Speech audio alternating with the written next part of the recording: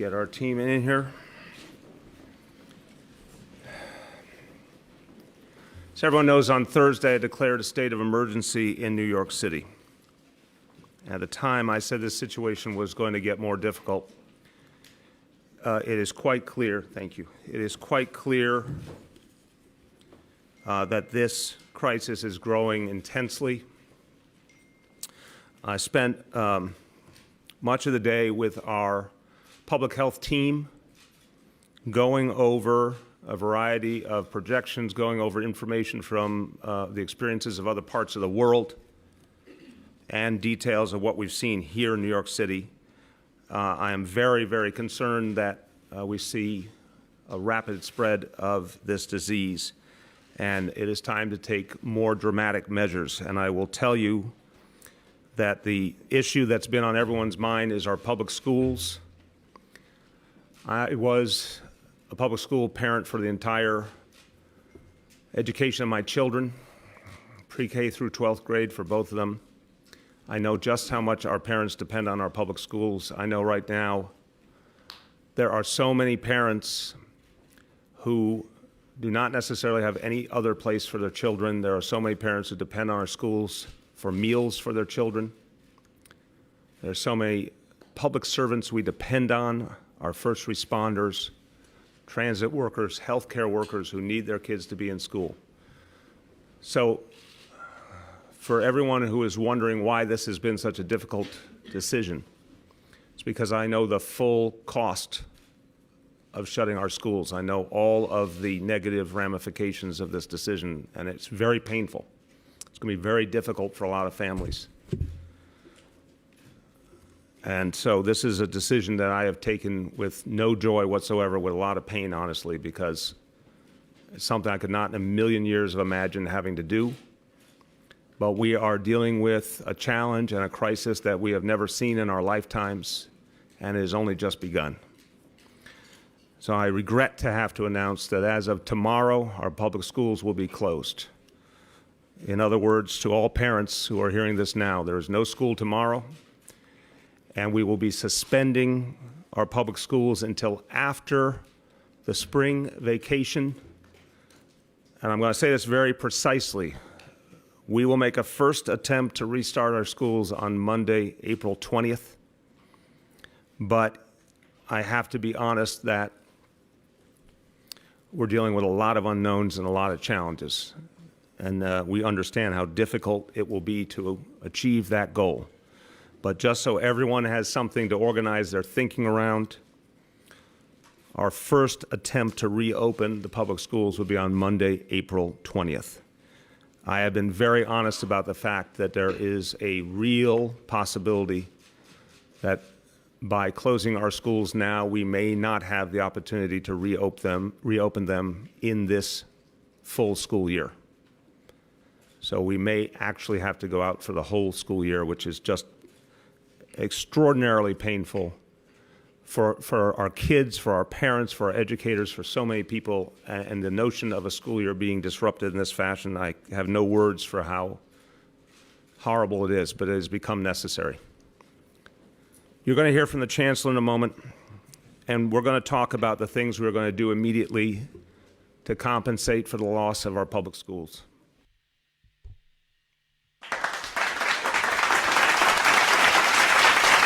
Welcome to the Progressive Action TV show. As you guys know, that actually was the video yesterday that Mayor de Blasio announcing that schools will be closed. Now, we're going to touch on a whole bunch of things moving forward, especially if you are an essential employee, a non-essential employee. I advise you guys to share out this video. This is something that the media is not talking about. This is something that none of the government officials are talking about. And we're going to run through a whole bunch of things. So if you're a transit worker, if you're not a transit worker, if you're a police officer, fire department, sanitation, it's very important that you guys share out this video. And another way to get attention to this video is to like the video. When you like it, people get notifications that you liked a certain video. So if you're on Twitter, please retweet this. If you're on Facebook, please share this out. If you're on YouTube, share out the link. It's very important because we're going to talk about the things that the government is not talking about. So as we know, Cuomo, he tweeted yesterday, starting tomorrow, all non-essential state employees in Rockland, Westchester, New York City, and Long Island are asked to stay home and work from home. This represents about 50% of the workforce in these counties. He's also asked the court system to postpone non-essential services. So they are all talking about non-essential and essential employees and things of that nature. To be honest, I never knew that transit workers were considered essential employees. And we're going to touch on, the whole essential employees thing. Cuomo also tweeted, and I took offense to this. Like I said, I need you guys to share out this video. This is not only about transit workers. This is for the average man and woman who makes a living in this city, and not only in this city, but in the United States. This affects us all. This is one of those situations where you can't fly out to Jamaica or Trinidad or Europe to get away from the problems in the United States. This is serious. This is a global pandemic, and we must talk about the issues that's going along with this global pandemic. So Cuomo tweeted, thank God for our nurses, doctors, and first responders on the front line of New York fight against coronavirus. We owe them our deepest gratitude and thanks. They are our heroes.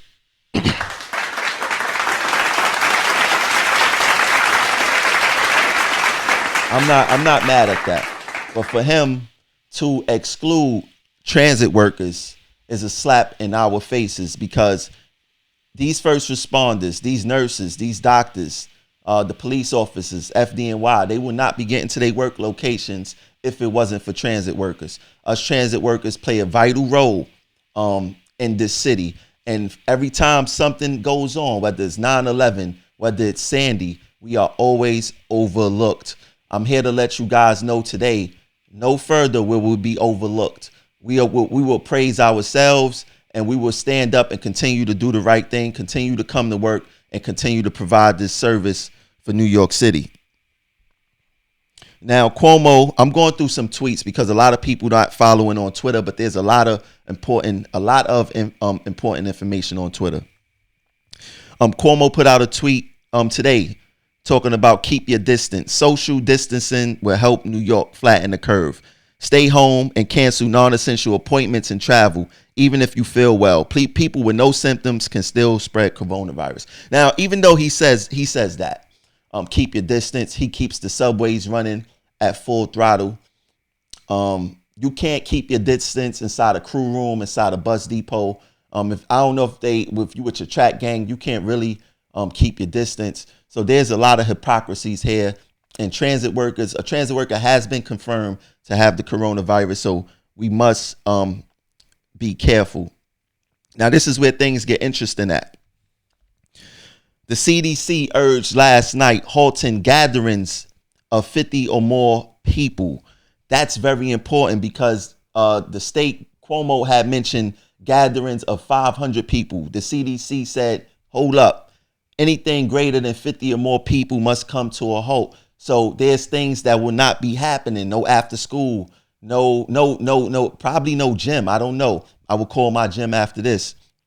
But gatherings of 50 or more people, anyone who takes a bus or takes a subway, no, you can have 50 or more people in your car at one time, at any given time. So where's the safety that, especially with employees? What else we got going on here? This is sad news. A supporter of Progressive Action. He was on the Progressive Action show. He stayed with us for 2 hours. We kept a nice relationship with him. Assemblyman Charles Barron and Helene Weinstein have coronavirus. This virus is non-discriminatory. It's men, women, black, white. But it seems to be attacking the old.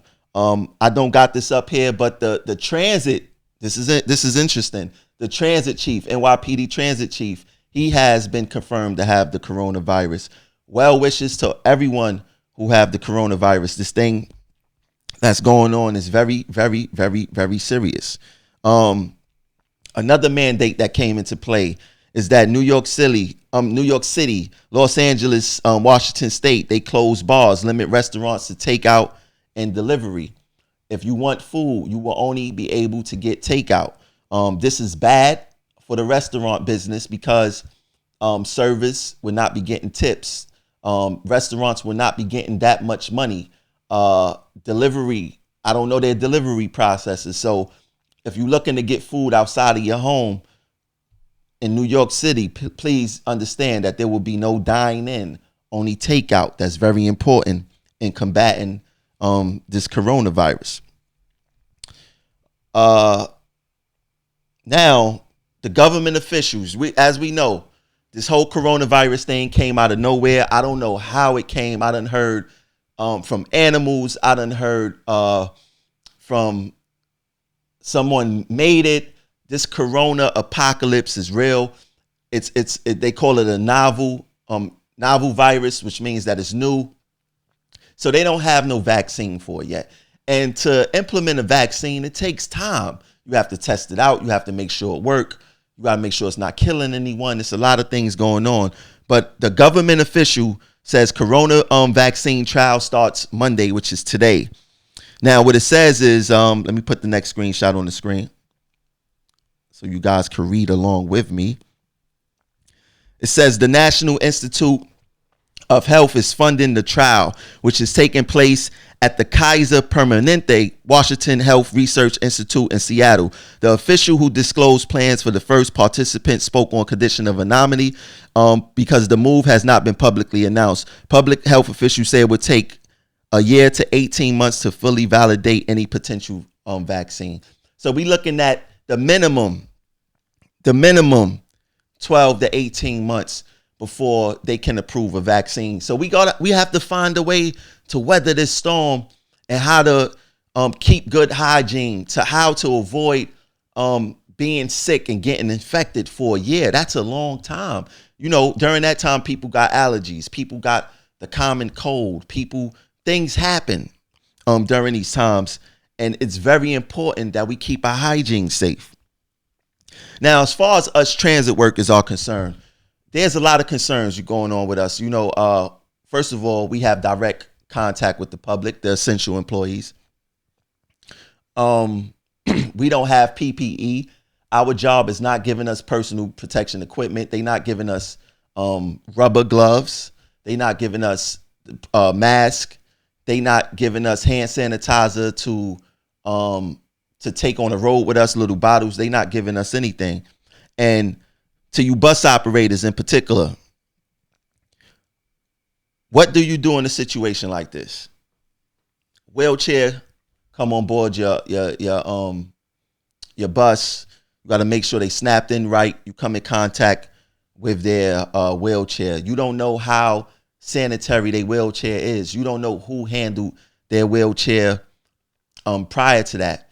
You just don't know. Now, as far as the MTA giving us rubber gloves is cool, but you give us the gloves, the germs are on those gloves. How do you properly dispose of those gloves after touching things? You can't just take it off and then you still go touch it with your hand and then you're going to put it in the garbage. Where you're going to put it at? There's no proper disposal of these gloves.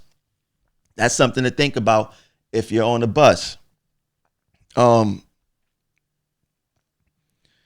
a lot of people know that, as I discussed earlier, as you've seen the video that I played with the mayor, talking about the shutting of schools. People are worried. You got essential employees who still have to report to work in the midst of this pandemic. What are they going to do about childcare? How can I go to work and my child is home and there's no one to watch my child? How does it work? There's no answers. So Notify NYC issued an alert at 7 p.m. And it says, by order of Mayor de Blasio, New York City public school classes are suspended during suspended this week beginning Monday, March 16th to reduce spread of COVID-19. Students will begin remote digital learning on Monday, March 23rd. Grab and go meals will be provided to all students for pickup this week. Beginning March 23rd, the city will provide supervision to children of healthcare workers, first responders, and transit workers. Now that sounds good, but where are we supposed to take our kids? Are we supposed to take our kids to the school? Who supervises these kids? What's the sense of closing these schools if most of the parents still need childcare? Doesn't that kind of like negate the whole fact of closing the schools? Most of the people need childcare. It's no secret that most people keep their kids in school for childcare. So now you're going to have, you're like they said, beginning March 23rd, the city will provide supervision to children of healthcare workers, first responders, and transit workers. The schools are still going to be packed. Where are these kids going to be at? Who's going to be watching these kids? There's still a lot of unanswered questions regarding essential employees who have to come to work. This alert is cool, but there's no instruction. There's no directions. I'm quite sure we don't want to leave our kids with anyone during this time. We probably don't even want to take our kids outside the home to possibly get infected. So there's an amazing balancing act of we being forced to come to work, and then we just dumping our kids. We don't know who we dumping our kids on, and situations like that. So that's something to really think about. Another thing to think about, as I tweeted this the other day, the MTA doesn't have any light duty work for frontline essential workers whom are pregnant. So if we don't already have no light duty work for pregnant workers regarding this, are pregnant women who are on the job supposed to still come to work? If they get sick, how would their baby be affected? These are things that's not being taken into consideration. They are basically doing whatever they want, and it is not right. Let me see if I could get something on the screen real quick. Pull something on the screen for you. I forgot to put that on the screen. A lot of people like, oh, yo, who are you? I'll put my name on the screen. But there's a lot of unanswered questions, and nobody is answering our questions. Like during this time, first of all, shout out to the UFT leadership. Shout out to the UFT union leadership.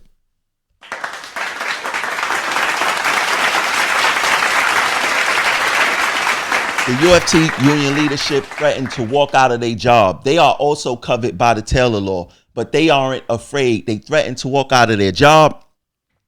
And guess what?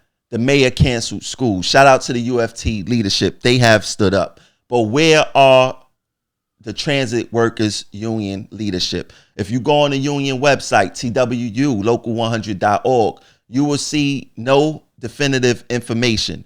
During this time, this is a global pandemic. We should not be receiving secondhand information from other parties. All of our information should come from the leaders of this union. You have the mayor doing video messages. You have the governor doing video messaging. You have the president doing video messaging. You have the Brooklyn Borough president doing video messaging. Our union leadership has done nothing but put out Facebook quotes and basically nothing. We have no directives from our union leadership, from them themselves. This is the time that leaders are supposed to stand up, leaders are supposed to stand tall, and leaders are supposed to put their foot down. That is not happening, and it's a whole bunch of confusion and chaos. I have been getting calls, workers saying that they sick, they are under quarantine, they don't know who to call. What's going on, Local 100? What's really going on? Why you guys aren't standing up? This isn't the time to play hide and go seek. This isn't the time to play politics. You guys need to stand up and do your elected duties. It is not happening. Going on Facebook, making a post, that's not it. Get out in the fields. Make videos. Make the content come straight from you. The people want to see people in times like this. They don't want to read anything. This is the time for people to stand up. I shouldn't have to make a video explaining to members what to do. But I have to do it because no one is telling members what to do in detail and have the correct information. It's a difference.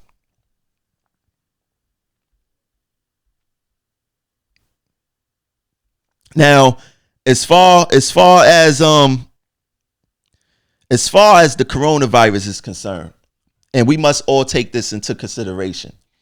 When they first mentioned, when the CDC first mentioned underlying health conditions, I'm thinking maybe like some type of lung condition, asthma, some type of pulmonary condition. But people are dying who have heart conditions,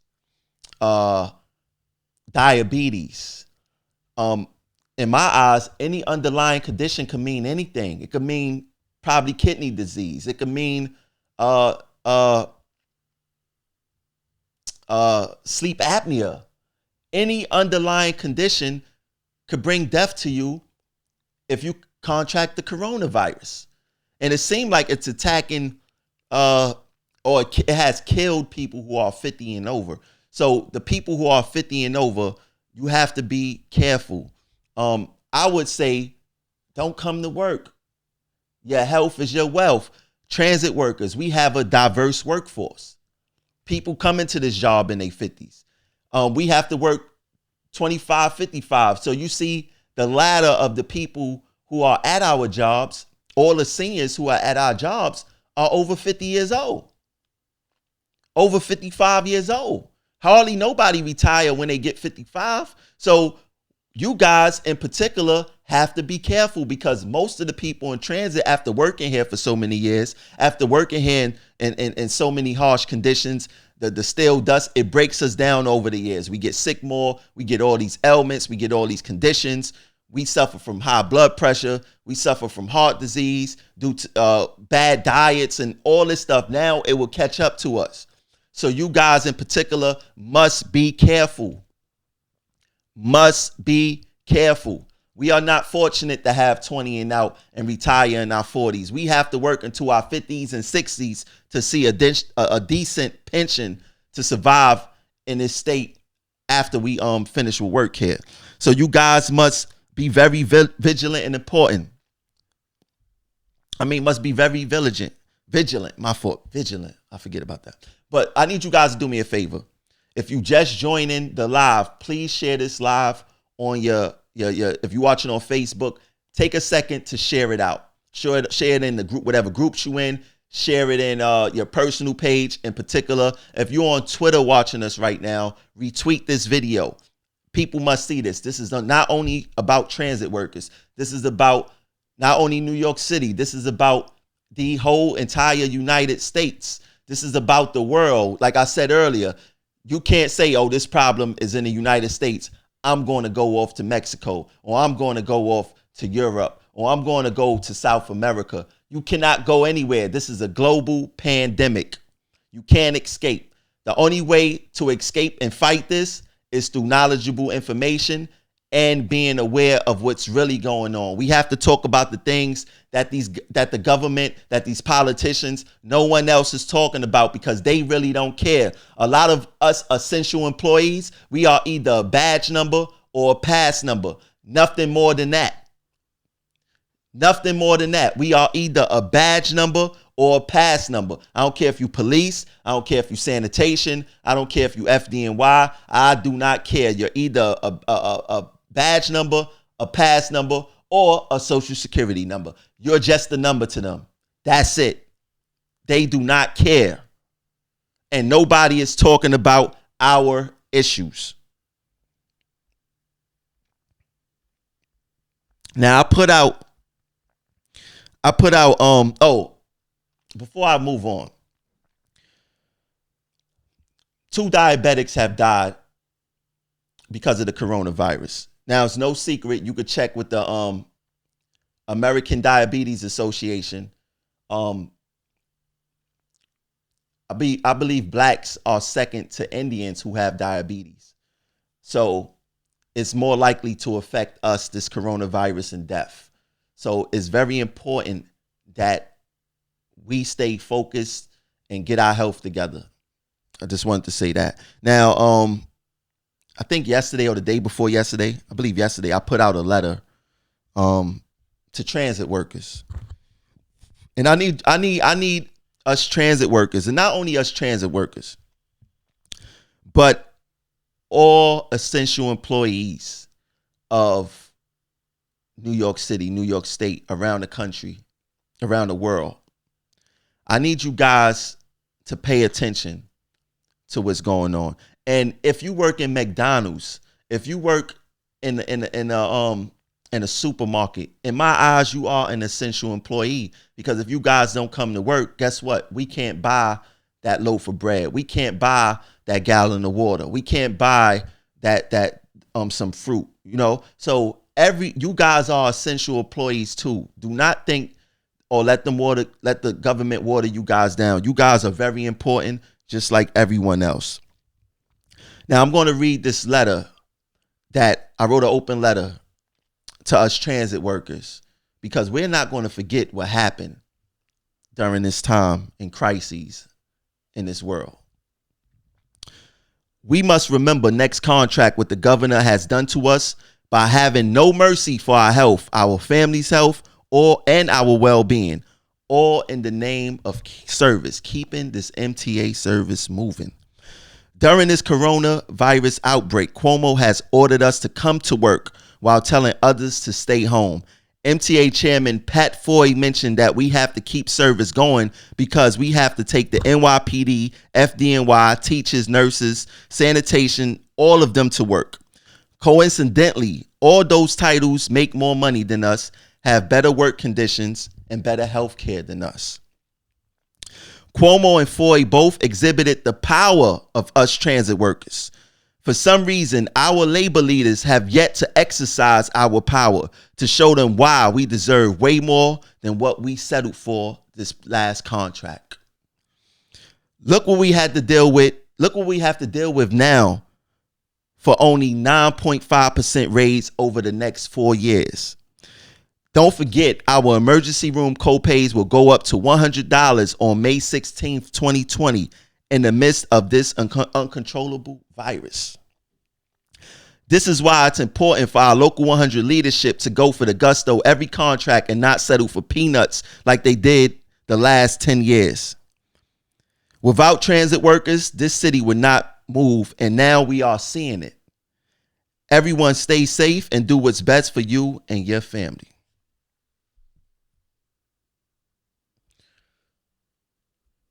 Can you imagine if we would have just held out instead of hurrying up to sign this contract, and we would have just still been out of contract right now, the power that we would have. We still got the power because we work in an unsafe situation right now. So we still have the power, but will the local exercise it? I don't think they will exercise it.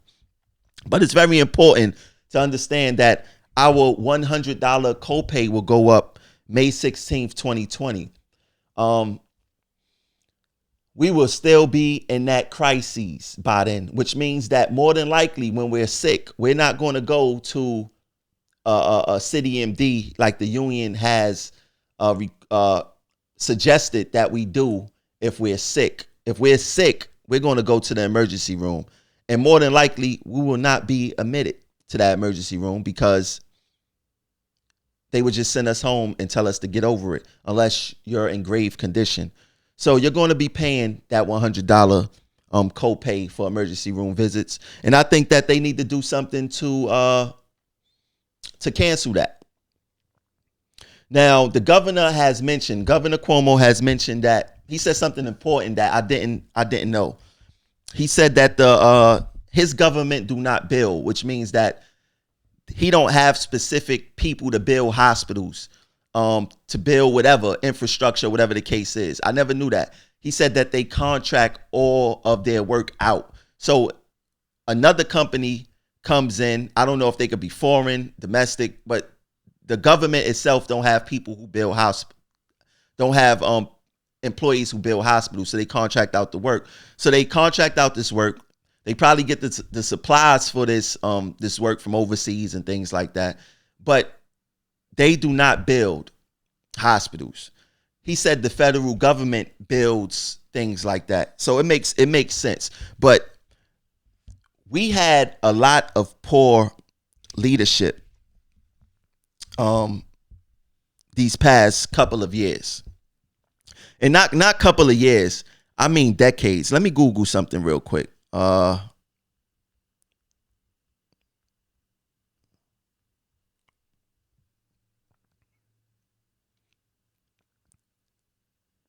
Okay, I got the information. They haven't been proactive in preparing for a situation like this. According to Governor Cuomo, there are only 3,000 ICU beds in the state. 3,000 ICU beds in the state. There's over 8 million people in New York City alone. 3,000 ICU beds in the state. And he said that 80% of those beds are taken up, which leaves about 600 beds. And those beds are connected to respirators. That's what makes it basically an ICU bed. They are connected to respirators. And if 600 more people get sick and need those respirators, or let's say 1,000 people get sick and need those respirators, then what happened? They're going to die. That's what that means. You know, we're not going to sugarcoat it. They are going to die. Now, I find this funny. As we know, and it's not funny, it's sad, to be honest with you. As we know, Cuomo's father, Mario Cuomo. Hold on one second. Let me pull up some more information for you guys. While I'm doing this, can you guys please share the show out on your regular page? Just put share on your regular page. Everyone need to hear this right here.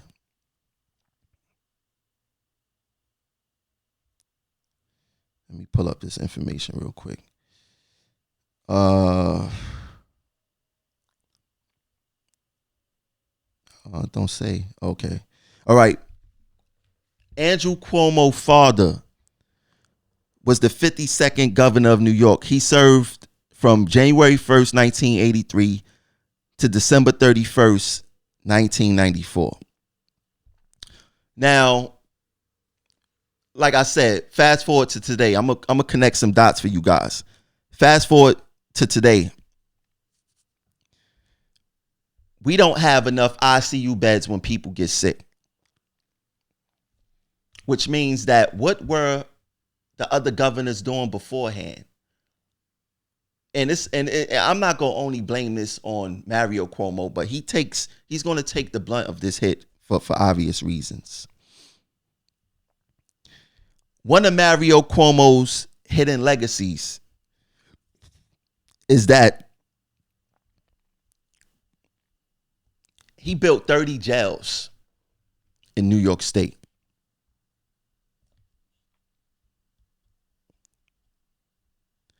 During his tenure as governor from 1983 to 1994, he built 30 prisons for about $8 billion.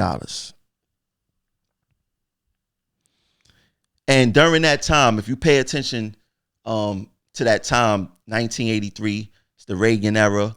The war on drugs wasn't really the war on drugs. It was the war on young black males. The drugs came into our communities. You know, it did what it did.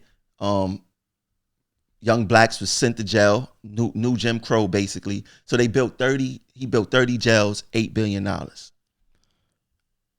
Why didn't he build 30 hospitals? Why didn't he build 15 hospitals? His legacy is truly building jails. Now, Mario Cuomo built all these jails. Fast forward to 2020, It's only 3,000 beds in New York State that's built for ICU. Think about that. Think about that for a second. Mario Cuomo built 30 jails as his tenure as governor. Andrew Cuomo is now crying. The son of Mario Cuomo is now crying that there's not enough beds in New York State for ICU. This is something that his father is responsible for. Instead of building prisons, 30 prisons, concentration camps that was proportionately designed for people of color, why wasn't he building hospitals? This is something to think about. This is something to ponder. This is something to ask Governor Cuomo himself. His father built 30 prisons. Why didn't he build 30 hospitals? Because look at the condition we are in now. Now, these are some key points about the coronavirus. And these are my opinions. This coronavirus is going to bankrupt more people than it killed. You go out to the stores, shelves are empty. People are buying lifetime supply of toilet tissue. And it's funny. I went to the supermarket yesterday, and the tissue gone, the bread gone. You go into the vitamin aisle, the vitamin aisle is filled up. It's crazy. But the coronavirus is going to bankrupt more people than it killed. I believe that. We need to bring home all our troops. There's no need for war right now. The trillions of dollars that we are spending in wars and on the military to fight wars, we need to take that money and divert it back into our system for emergency purposes right now. We need to get more respirators. And I don't understand how the United States don't make their own respirators. This is crazy. Like, respirators is going for so much money right now. You can't even buy one if you wanted one. As far as being a hospital or whatever, you can't get one if you wanted one. But we need to bring all of our troops home and divert that war money and back into our economy. This is a sad thing, and we are finding this situation with people who work, especially essential employees, people who have to go to work and their kids are at home. Employees are being forced to choose between their children and their job. Not only transit workers, but all essential employees. That's unfair. That's not right. And I hope that you guys make the right decision and choose your family over the jobs. We shouldn't have to choose in the first place. The system should be like, hey, you got a child, your child's school is closed, you stay home. That's that. You have Local 100 union reps telling members, well, you know what you signed up for. You took an oath for this. We did not take an oath to deal in a pandemic. We took an oath for, we took an oath for our schedules, working nights and weekends. We took an oath for we may not have Monday through Friday off. We took an oath for that we may not get the holidays that we may have one off for. That's what we took the oath for. We didn't take an oath for choosing between your family, taking care of your family, and making a paycheck. For those who saying that, I need you guys to remember what they are saying. Remember exactly what they are saying. And next contract time, send them back to the bus or train or wherever they at, cleaning or whatever they at, so they can see what it feel like to deal with these things. Because all truth and honestly, they don't have to come to work. That's why they not doing these videos. They not doing videos because they don't want us to see that they are in their home chilling. And then not to mention, and not even to be funny, these union reps are in that danger zone with the age. Most of them are 50 plus, and they have underlying health conditions. Obesity is an underlying health condition. So And I'm not saying talking about weight or nothing like that with people. I'm just saying like the underlying health condition things. You may have the gout. It's an underlying health condition. Anything could get you up out of here. But the fact of the matter is that they don't have to come to work and deal with the situations that we have to deal with. They should not be telling workers, well, if you don't come to work, you don't get paid. You know what you signed up for. We did not sign up for this. We did not sign up for this. You can't even predict this. So how can we sign up for this? Meanwhile, they telling you this while they got their foot up on their couch, laughing and doing whatever with their family, making sure their family's safe, while you over here trying to figure out, Dad, you know what? I may not be able to make my mortgage payment this month because I got to stay home with my child and my job is not understanding. That's not the type of options that we should be weighing in America today. These are not the options that we should be trying to figure out. We did not sign up for this. So for those union reps who are saying that same exact thing, remember who are saying these things. Do not vote for them next election. They should not be saying those things. Now, as far as and this goes for anyone who's taken the transit system, not only in New York City, but worldwide. If you are part of a bus network, if you are part of a train, a subway system, light rail, no matter what it is, this is very important, not only for the workers, but for the riders as well. Now, back in 2017, Progressive Action, we had a substantiated claim against the MTA as far as isolating trains with bodily fluid and things of that nature. And we tried to get the union to get behind it, and they didn't get behind it. They fought us for it. They played politics with us. Now look where we're at today. You have, like I said, this information is for everyone. This is for riders. This is for the workers. This is for wherever there's a subway system or bus system. Share this out. People need to hear this. And this is a directive that I'm giving to you guys. I'm not an elected rep. I am a leader. I could exercise my rights as a leader, and these are the directives I am giving you guys, who, especially the employees, and I need the riders to pay close attention to this.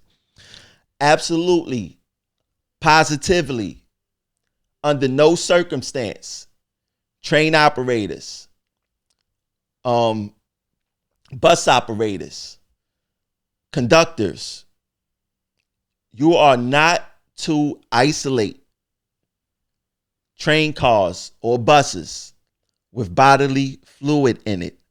It's simple.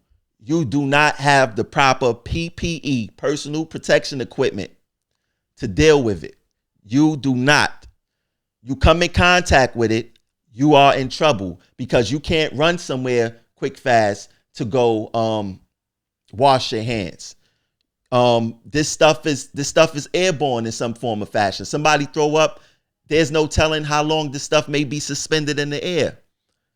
You know, there be micro particles of whatever it is, and you come in contact with it, if it's on a pole, if you whatever.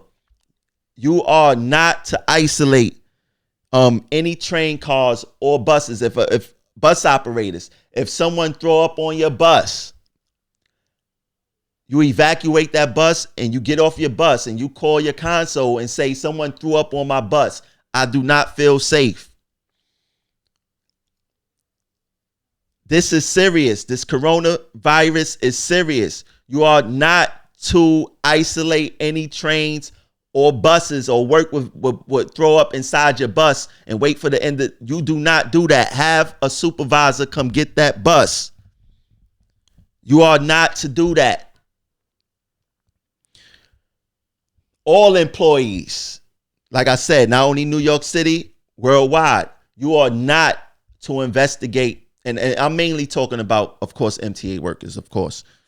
You are not to investigate sick passengers. If you get a call over the intercom, you get a call over wherever, a passenger come tell you that a passenger is sick, and you ask what kind of sick. They are coughing, they sneezing. They throwing up. You are not to enter that area under any circumstance. You are to call control. Tell them that a customer told you someone is throwing up, coughing, sneezing inside that cab and that they need medical. The most you could do is find out if that person is with someone and they can wait on the platform for medical. But if they are by themselves, you are not to enter that cab. You cannot render aid or help to this person at that time. You are not trained in it. You cannot do anything. The transit authority do not give us masks. The transit authority do not give us gloves. And like I said, they could give us gloves, but where do you dispose of these gloves at if you do come in contact with anything of bodily fluid? It's still not safe. So you do not, even if they do give you a mask, even if they do, like they've been saying the whole time, when we first fought them in the media 2 weeks ago about these masks, the masks don't completely cover you from this virus. They said it, use their words against them. Even if they do give you a mask, you do not enter that cab, that train car for a sick passenger. You call it in. If they can't move off your train, you wait for medical. You do not leave your cab. There's no reason for you to leave your cab. That's the bottom line. I don't understand why the union is not putting out these messages. I do not get it. Why is this first heard from me? We had days. I waited days for this to make this happen. Days. We must protect ourselves because the transit authority do not give a damn about us. Now, as far as the passengers, not finished. To the terminal car cleaners, I need you guys to pay attention. To the terminal car cleaners, please pay attention. You have bodily fluid inside the car and they want you to clean it. You do not clean that train, cab, or car without the Tyrex suit. You do not clean that car without that hazmat suit, that all-white suit. You do not enter that cab without that entire suit, mask, and gloves. You do not do it. I do not want to see no transit workers, no cleaners in regular clothes cleaning up bodily fluid. I do not care. Do not do it.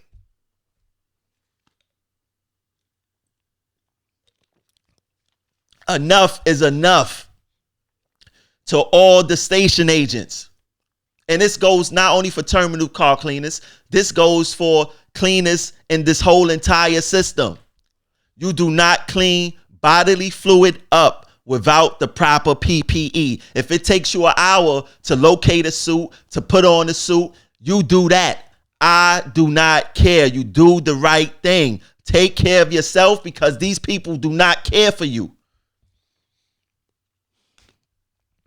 To the station agents. I mean, I see you guys do this anyway, but you guys probably have more one-on-one contact with the public than anyone. I don't know if germs could get into the aperture, but I know that they pass you guys money. I see you guys with gloves and all of that and things of that nature. If you got on gloves, do not touch your personal belongings. Don't touch your pocketbook. Do not touch your phone. Do not touch anything. Put it away. This is your safety. People passing you money. Money get passed around all the time. There's millions of germs on it. Watch what you touching. If you're entering the booth, have on gloves before you enter the booth because that station agent who's touching that money, who's probably going to push open the door for you, got on gloves. Those gloves touch that handle. Then what happened is contaminated. Now what happens when you come in? You close the door with your bare hands. Now you're contaminated. You may forget. It'd be little things like that. We must take heed and be more aware of what we are doing out here. And it's not only you guys, it's me, myself. I'm careless myself too, but I'm trying to practice good hygiene, better hygiene than what I've been practicing. Wash my hands all the time. Fellas, I'm not being funny. I'm not being funny, fellas. Wash your hands before you go handle your work in the bathroom. Very important, fellas. Wash your hands before you go handle your work in the bathroom. You have the coronavirus all over your stuff, and then something else happened, and wifey be like, "Hey, what is this?" You do not want that. Wash your hands. It may sound funny, but it's the truth. Wash your hands before you handle your business in the bathroom. Ladies too. but they do not care for our safety and health. Now, to the passengers, the reason I tell you guys this means something to you too, I done said this over about 30 videos. My son do not ride the subway because I see how the subways are clean on a day-to-day basis. And I don't mean cleaned as far as like when they go to the yard and it's given a top to bottom clean. I don't really know what goes on back there. But they do a top to bottom cleaning out there. But I'm talking about when there is bodily fluid in the car, whatever the case is. 9 times out of 10, the cleaner in the terminal, to no fault of their own, they are rushed to hurry up and clean to get that train out there for service. And I have seen it with my own 2 eyes of trains not properly cleaned. Cleaners missing stuff. The train go back up a couple of stops. It's dried up, and then what happens? Passengers sit on it. They sit in it. Even though it's dry, they may think it's juice. They touch the poles and things of that nature. This is very important of why you guys must pay attention to what's really going on. Now, I'm very happy that the TA is taking time to clean these trains every 72 hours. That's great. They should have been doing that. It shouldn't take a pandemic to do that. This should be a part of the normal process. Hopefully after this, they keep this up forever because these trains are dirty. I see it myself. It reminds me of, you ever see that person that work in the restaurant and they always go out for food and you be like, Dad, why you don't eat your own food? And they don't say nothing bad because they don't want you to not be turned off. But that's what's going on here. My son do not ride the subway because of situations like this. So be careful. If you see something wet, if you see something that may not look clean or be clean, then you know what? You do not sit in it. You do not stand next to it. You get away from it because there's no telling how it was clean. Like I said, we must all take precaution and all take vigilance as to what's going on. Now, I'm going to say this. I put this tweet up the other day also. And it says, let me put this up here. Give me 1 second. You guys remember when the Titanic was sinking and that band kept playing? Well, us New York City transit workers and bus workers, that's everybody. Cleaners, station agents, track workers, infrastructure. We are that band. Because under any circumstance and any condition, we keep service going. Sandy, 9/11, the coronavirus. Shout out to all my MTA colleagues. You guys are doing an excellent job in the midst of this global pandemic.